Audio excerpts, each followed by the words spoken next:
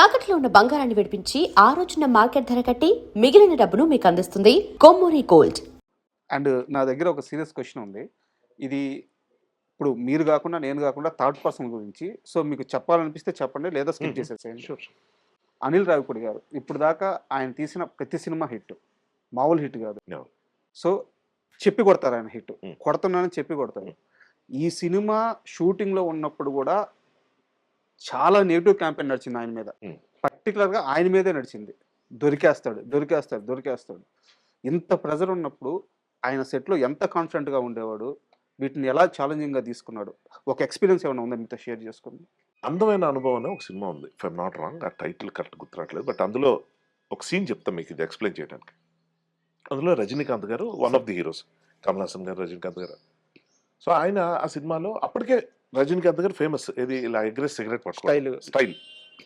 ఆ సినిమాలో కూడా అది ఉంటుంది ఆబ్వియస్గా. అప్పుడు అది పెడితే ఆ సినిమాలో వాళ్ళు చాలా స్ట్రగ్లింగ్ ఫేజ్లో ఉంటారు. హీరో క్యారెక్టర్, వాళ్ళకి డబ్బులు ఉండవు, చాలా ఇబ్బంది పడుతుంటారు, ఎవరైనా ఆపర్చునిటీస్ కోసం ఎదురు చూడటం. అలాగో పెద్ద మల్టీ మిలియన్ కలుస్తారు, కోటీశ్వరుని. ఫారెన్లో జరుగుతుంది ఈ సీన్. కలిస్తే సార్ ఆపర్చునిటీ కావాలి సార్ అంటే, వాళ్ళకి ఆ రోజుల్లో ఉన్న పరిస్థితికి ఒక 10,000 దొరికితే చాలా ఎక్కువ. అలాంటి పరిస్థితుల్లో ఏదైనా ఆయన ఒక పోనీ 5,000 ఇచ్చినా బాగుండు అన్న పరిస్థితుల్లో అతను చూస్తాడు రజనీకాంత్ సిగరెట్ ఎగరేయటం. ఇది కొంచెం యాడ్ చేసి చెప్తున్నాను, యాస్టీజ్ కాదు, ఎందుకంటే సీన్ బాగా అర్థం అవడం కోసం.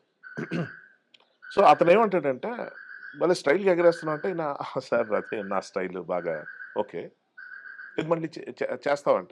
సార్ ఆగా ఒకసారి కాదు 10 సార్లు చేయాలి. ఎన్నిసార్లు ఏం చేస్తాను సార్, 100 సార్లు ఏం చేస్తాను, అది చాలు. 10 సార్లు కంటిన్యూస్గా చేసావు అనుకో, ఇందాక నువ్వు అడిగావు కదా డబ్బులు, అదే 10,000 కాదు కానీ ఓ 10 లక్షలు ఇస్తానంటాడు. ఒకసారి నమ్మబుద్ధి కాదు, డబ్బులు తీసి పెడతాడు, ఒక 10 లక్షలు చేయండి. చూసి సార్ మీరు ఫ్రెండ్స్ కూడా, సార్ మీరు చాలా మంచివాళ్ళు సార్, మా వాడు 1000 సార్లు అడిగినా చేస్తాడు సార్, మీరు చేయమనమయ్యా. సరే సార్, ఒక కండిషను, నువ్వు గెలిస్తే 10 లక్షలు ఇస్తానన్నా, నువ్వు ఓడిపోతాను సార్, మా దగ్గర అంత డబ్బులు అడగట్లా, నాకు నీ చిటికిన వేలు కోసిస్తావా అని అడుగుతాడు. ఏంటిది అని, చిటికిన వేలు కోసిచ్చాను సార్. అది ఇది అనేటప్పటికి ఫ్రెండ్స్కి కానీ హీరోకి కానీ ఏం అడుగుతున్నారు, నేను ఎందుకు ఇస్తాను సార్, నేనే గెలుస్తాను అన్నట్టు. ఇక్కడి నుంచి స్టార్ట్ అవుద్దండి. 1, 2, 3, 4, 5, 6, 7 ఇక్కడి నుంచి అండి తెలియకుండా ఇంకొక 3 చేస్తే 10 అయిపోద్ది కదా అన్న దాంట్లో ఓడిపోతే నా చిటికిన వెళ్ళిపోద్ది అన్నది అక్కడ పాయింట్. సో 8కి వస్తుందండి. ఆల్మోస్ట్ 6 దగ్గర నుంచి టెన్షన్ పీక్స్లోకి వెళ్తుంది. అలా జస్ట్ ఆ మిస్ అంటే పోయేది ఇక్కడ జస్ట్ ఏదో మామూలుగా అడిగితే 100 సార్లు చేయొచ్చు, చిటికిన వెళ్ళి ఇచ్చేయడం ఏంటి, 1 పోతే ఏం లాసు, వస్తే ఏం ప్రాఫిట్. అప్పుడు ఇంకొక సిగరెట్ అలాగే 7 దాకా వస్తుందండి. 8కి వచ్చేటప్పటికి చెమటలు పడుతుంటాయి ఒక్కొక్కడికి, ఫ్రెండ్స్కి కానీ హీరోకి కానీ, రజనీకాంత్. అప్పుడు 8 పట్టుకునేసరికి ఆల్మోస్ట్ ఇంకా 2 ఉన్నాయి, 9. ఆ ఓనర్ అలాగే చూస్తుంటాడు అండి, కాన్ఫిడెంట్గా ఉంటాడు. వీడికి చెమట్లు అంటే ఇది కానీ మిస్ అయితే నా వేలు పోద్దా అని చెప్పి 9 అది ఇచ్చేస్తాడు, పట్టుకుంటాడు. అమ్మా ఇంకొకటి అనేటప్పటికి 10 పట్టుకోడు పారిపోతాడు. మీరు చెప్తుంటే వాళ్ళకి కదా నాకు పడుతుంది. మీరు అనిల్ రావిపూడి, అవును, రాజమౌళి దగ్గర కూడా చూసాను సార్. రాజమౌళి గారు కూడా ఏ సినిమా తీసినా రగ్బీ అంటారా ఎవడో తెలుస్తుంది, డిజాస్టర్ అవుతుంది సినిమా. అవును అన్నారు. ఏది రిలీజ్ అయిన తర్వాత కూడా ఆడదాడదు, ఏదో రాజమౌళి ఏదో హడౌట్ మీద ఏం లేదు, ఏమి లేదురా రగ్బీ. నేను నిజం అనుకునేవాడిని, చూస్తే నచ్చేది మూవీ, నాకే నచ్చిందేమో అనుకునేవాడిని. కలెక్షన్ ఇంకో రకంగా ఉండేది, అది ఫేక్. అరే ఓకే, మగధీర సేమ్ టాపిక్, ఆడదు, కొట్టాడు. 3RR దాకా వెళ్తే బాహుబలికి రాజమౌళి గారి ఇంటర్వ్యూలోనే ఉంటుందండి, ఆయనే చెప్తాడు. బాహుబలి భయపడ్డారు 1-2 days or I'm not sure, ఒక రోజా వారం, ఫస్ట్ రోజు షో రిలీజ్ అయిన తర్వాత అది 1 week అనుకుంటా, 3-4 days ఎట్లా కొంచెం అంటే షాకింగ్ పీరియడ్ చెప్పాడు ఆయన. అవును, అసలు డిజాస్టర్ రాకండి సినిమాకి. అవును, అదేంటి ఇందాక నేను చెప్పినట్టు కొన్ని సినిమాలు ఎందుకు ఆడతాయి కూడా తెలియదు, అందులో ఏం ఉండదండి, ఆడేస్తూ ఉంటాయి. కాకపోతే ఏదో మ్యాజిక్ అనాలేమందండి, ఆ మ్యాజిక్ని అర్థం చేసుకుని మ్యాజిక్ లాజిక్ ఎప్పుడు అవుద్దంటే మ్యాజిక్ అంటే ఒకసారి రెండోది పోయినప్పుడు. ఉమ్, అది లాజిక్ అన్న పదం ఎక్కడ వాడాలంటే మ్యాజిక్ ఎలా చేయాలో తెలిసిపోయే లాజిక్ ఒకటి ఉంటుందండి. Correct so Anil Ravipudi middle class mind సెట్ని పట్టుకున్నాడు. Correct word. మిడిల్ క్లాస్ అన్న మైండ్ సెట్ గురించి నేను చెప్తే ఇది చాలా జాగ్రత్తగా వినండి. It is not about financial status. Middle class అన్నది మైండ్ సెట్ గురించి చెప్తున్నా. 1000 కోట్లు సంపాదించినోడు కూడా మిడిల్ క్లాస్ మైండ్ సెట్ ఉండొచ్చు. అది ఎందుకు ట్యాప్లో నీళ్ళు అలా పోతున్నాయి కట్టేయండి, అది బయట ఎందుకు నీళ్ళు కొంటారు.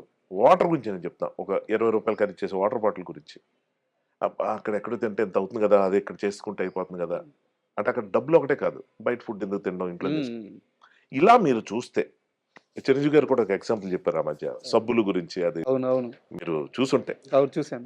4 సబ్బులు అయిపోయేటప్పటికి అంటే అలా కలిపి అంటే కొన్ని వేల కోట్ల మనిషికి అది అవసరం. అంటే వేస్ట్ చేయటం వేరు, దుబారా చేయటం వేరు, యూజ్ చేసుకోవటం వేరు. ఈ దాదా తెలిసిన వాళ్ళకి నేను మాట్లాడుతుంది లేకపోతే వాళ్ళు చేస్తుంది అంటే అర్థమవుతుంది. కరెక్ట్. పిసనాతనం కాదు ఇది, కాదు, పిసినారితనం వేరు. వేరే. కానీ మిడిల్ క్లాస్ మైండ్ సెట్లో అది వాడి రిలేషన్షిప్స్ సంబంధించి కావచ్చు, వాడి అప్రోచ్ టువర్డ్స్ బిజినెస్ కావచ్చు, వాడి సైకాలజీ అంటే వాడి అండర్స్టాండింగ్ అబౌట్ సొసైటీ కావచ్చు. ఇన్ని ఆస్పెక్ట్స్ ఉంటాయి సార్. ప్రతి ఒక్కడు మన రూట్స్ ఏంటంటే విలేజెస్ నుంచి వస్తాం, టౌన్స్లో వచ్చి వస్తాం, అలా సిటీస్కి వస్తాం. సో మనం అలాంటి ఫేజ్లన్నీ చూసి వచ్చిన వాళ్ళ గురించి చెప్తున్నా. లేకపోతే ఇక్కడ పుట్టిన వాళ్ళు కూడా మెట్రోస్లో పుట్టిన, బట్ వాట్ ఎవర్ వాడు ఒక లైఫ్ని వాడు స్టడీ చేసుకుంటూ వెళ్తున్న ప్రాసెస్లో వాడికి మైండ్ సెట్ ఫామ్ అవుతుంది. ఈ క్వాలిటీస్ ఉన్న వాళ్ళని మిడిల్ క్లాస్ మైండ్ సెట్ అంటాం. సో మీరు అంటే అనిల్ రావుపూడి గారు ఆ ఎమోషన్ పట్టుకున్నారని చెప్పారు. సో నాకు ఆ వర్డ్ కోసం నేను అడిగింది. అయితే నాకు ఒక ఎగ్జాంపుల్ కావాలి. అంటే మనం ఇందాకే మాట్లాడు, ఈ పిసినారితనం కాదు, ఇది ఒక మైండ్ సెట్ అని చెప్పి. ఇండస్ట్రీలో మీరు తిరిగే హీరోల్లో కానీ, ఆర్టిస్టుల్లో కానీ, టెక్నీషియన్లో కానీ ఇలాంటి మైండ్ సెట్, ఒక మిడిల్ క్లాస్ మైండ్ సెట్ ఇంకా పోకుండా ఉండే మనిషి మీ ఫ్రెండ్స్లో కానీ ఎవరైనా ఉంటే ఆ మనిషి పేరు చెప్పండి. కాదు, పోకుండా ఉన్న వాళ్ళ అంటే ఆ మైండ్ సెట్ ఉన్నవాళ్ళు. రాజీవ్ చాలా మంది అండి. Rajiv very grounded. సార్ మీకు ఒకటి చెప్తా, అది నేను చెప్పక్కర్లా పేర్లు.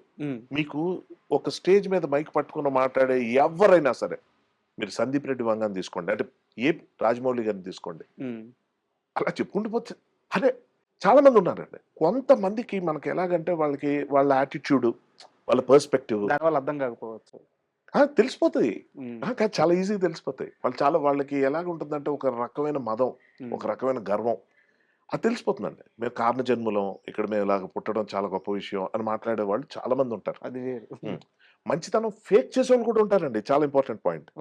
మంచితనం ఫేక్ చేసే వాళ్ళు, ప్రేక్షక దేవుళ్ళు లేకపోతే మేము లేవు, ఈ డైలాగులు ఎవరైనా చెప్పచ్చు. కానీ నిజంగా ప్రేక్షక దేవుళ్ళ కోసం ఎవరేం చేస్తున్నారు ఇస్ ద క్వశ్చన్. సో మీరు చెప్తే నా ఫ్రెండ్ సర్కిల్లో నేను చూసిన వాళ్ళు, అంటే నేను ప్రతి ఇంటర్వ్యూలో మధ్య ఫ్రీ పబ్లిసిటీ ఇస్తున్నాను రాజీవ్కి. నేను ఇచ్చే పబ్లిసిటీ పనే ఉంది. కానీ మా బ్యాచ్లో super star, megastar, lovely person, అంటే చాలా గ్రౌండెడ్గా ఉండేవాళ్ళు మీరు గుర్తుపట్టేచ్చు సార్. నేను చెప్పక్కర్లా, చాలా మంది ఉన్నారు. హీరోస్లో చూసుకుంటే నితిన్ గారు, విజయ్ దేవరకొండ, నాని గారు, ఎవరన్నా. సో నాకు తెలిసి ఈ ఎగ్జాంపుల్స్ అన్నిటినీ లెక్కేసుకుంటే అనిల్ రావుపూడి అన్న వ్యక్తి మిడిల్ క్లాస్ మెంటాలిటీని బాగా క్యాప్చర్ చేసేటండి సక్సెస్కి ఫార్ములా అని నేను అనుకుంటున్నాను. సూపర్. అండ్ ఇప్పుడు మీరు అడిగిన నెక్స్ట్ క్వశ్చన్ దాని కంటిన్యూషన్. సో అది మనుషులు చూస్తాను అర్థమైపోతుందండి మనకి. నేను చెప్పక్కర్లేదు ప్రత్యేకించి. And for more videos, Please subscribe to iDream. Please subscribe to iDream. Please subscribe iDream. And please subscribe to iDream. For more videos, subscribe to iDream. please like, share and subscribe to the channel. Congratulations, iDream. Subscribe to iDream. Subscribe to iDream. So subscribe to iDream Media. iDream ki iDream team andarki huge congratulations. Please subscribe iDream Media. Please subscribe to iDream. Subscribe iDream. Please subscribe to iDream. iDream అంటే నా కళల ఛానల్ను subscribe చేసుకున్న నోరు తిరుగుతలేదు, మీరైతే గంట గుర్తు కొట్టండి. For more such videos, please subscribe to iDream. Subscribe to iDream. Please subscribe to iDream. Please subscribe iDream Media. Please do subscribe to iDream. Please subscribe to iDream Media. For best entertainment and information, please subscribe iDream. And don't forget to subscribe to iDream.